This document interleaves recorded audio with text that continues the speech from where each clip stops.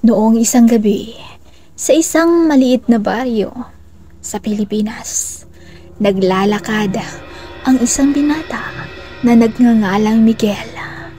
Pauwi mula sa kanyang trabaho. Sa malayo, nakita niya ang maliit na tindahan ni Aling Shoni na bukas pa. Naisip ni Miguel na bumili ng sigarilyo bago umuwi.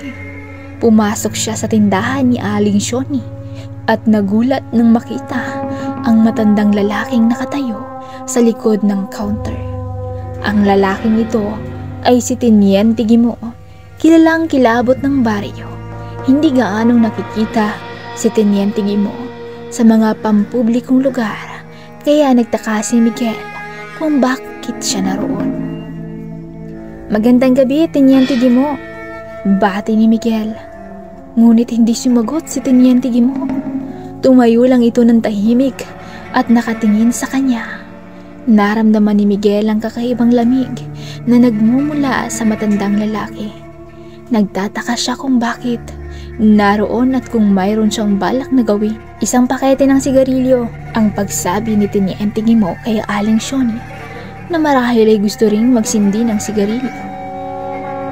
Nag-aalala si Miguel na baka hindi siya pansinin ng matanda.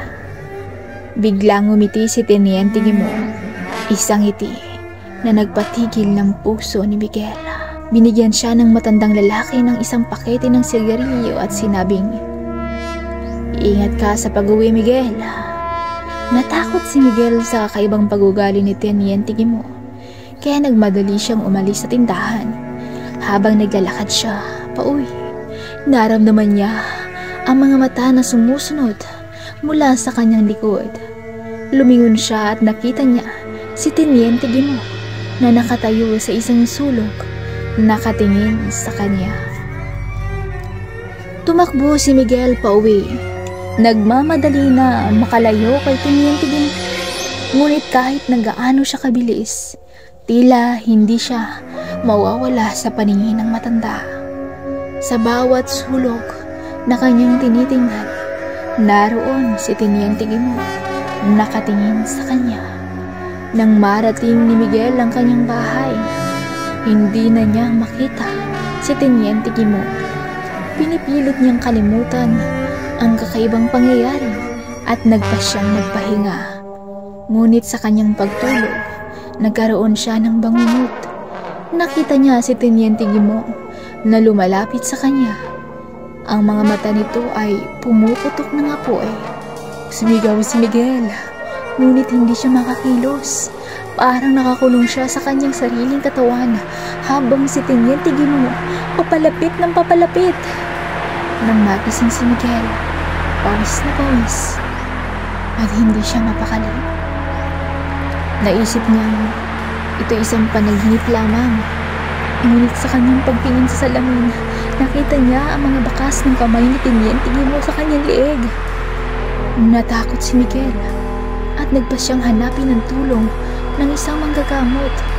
Sinabi ng manggagamot na mayroong malakas na kaharian ng mga aswang sa lugar na iyon at si Teniente Gimo ay isa sa kanila. Ang mga aswang ay naghahanap ng mga biktima upang mabuhay at ang kanilang mga mata ay naglalabas ng apoy kapag malapit na. Dahil sa takot, nagpasya si Miguel na lumipat ng baryo.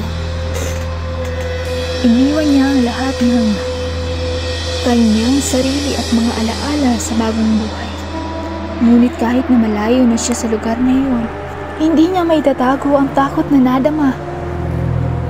Noong gabi ngayon, hanggang sa ngayon, may mga kwento pa rin tungkol kay Teniente Gimo na naglalakad sa mga kalsada ng baryo sa gabi.